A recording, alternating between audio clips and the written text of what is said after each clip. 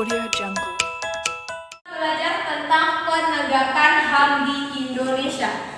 Oke, penegakan HAM di Indonesia. Materi yang kita bahas pada hari ini yaitu kasus pelanggaran HAM.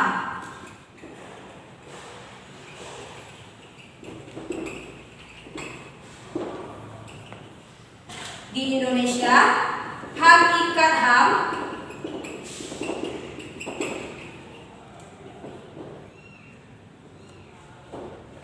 dasar hukum HAM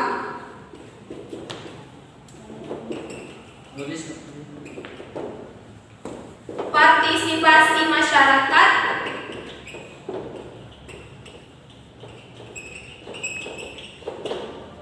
dalam penegakan HAM dan upaya pemerintah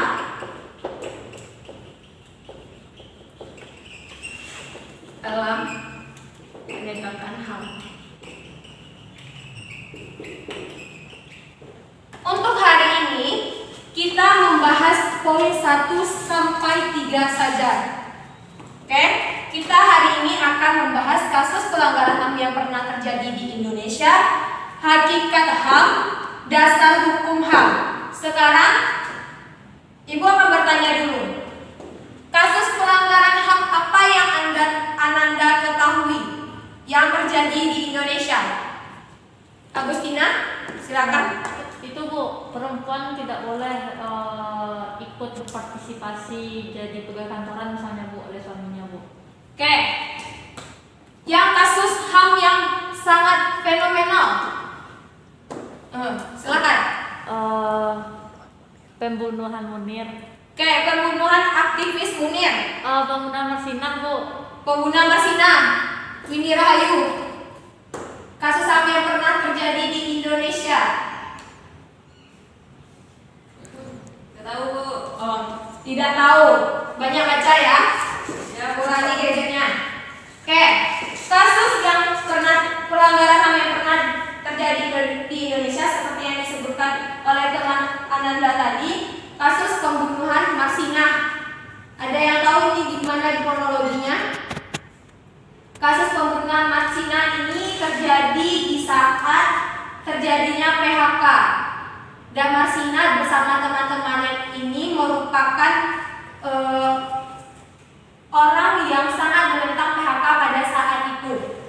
Karena di PHK di saat itu PHK sepihak. Karena Marsinah ini terlalu vokal untuk memperjuangkan hak-hak mereka sehingga dia dibunuh. Lalu ada aktivis HAM Munir yang meninggal diracun pakai racun arsenik dalam penerbangan menuju Amerika. Kalau tidak salah tahun 2004. Ya, itu benar. Maaf. Selanjutnya hakikat HAM. Dari kasus-kasus yang pernah terjadi itu, apa sebenarnya HAM? HAM itu apa? Bu, Ya, silakan itu Christina. hak yang sudah melekat pada diri manusia bahkan sebelum lahir Bu. Oke, hak yang melekat daripada manusia.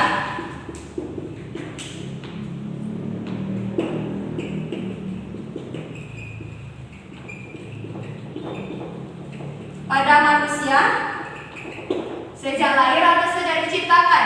Sejak diciptakan. Sejak diciptakan. Oke, kita tampung saja terlebih dahulu. Selanjutnya, HAM itu apa? Windy Rahayu. Hak yang melekat pada diri manusia sejak lahir. Anggap ini sudah. Selanjutnya, hak yang bersifat universal. Hak yang bersifat universal.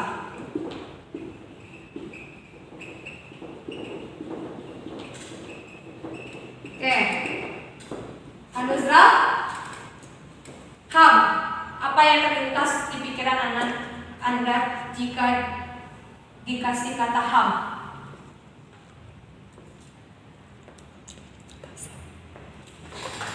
Memiliki batasan. Memiliki batasan. Hak yang memiliki batasan.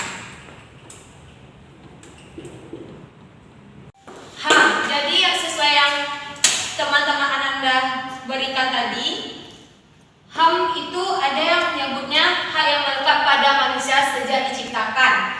Ada HAM itu yang mengatakan hak yang bersifat universal, ada yang mengatakan hak yang memiliki batasan. Semua yang Ananda sampaikan itu benar. Hak asasi manusia adalah hak yang melekat pada diri manusia sejak manusia diciptakan. Dan hak ini diberikan oleh Tuhan Yang Maha Esa, di mana hak itu tidak dapat dibagi, tidak dapat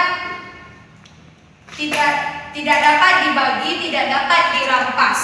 Nah, hak itu bersifat universal, artinya setiap manusia, bahkan sejak dia masih di dalam kandungan, itu dia memiliki hak asasi manusia.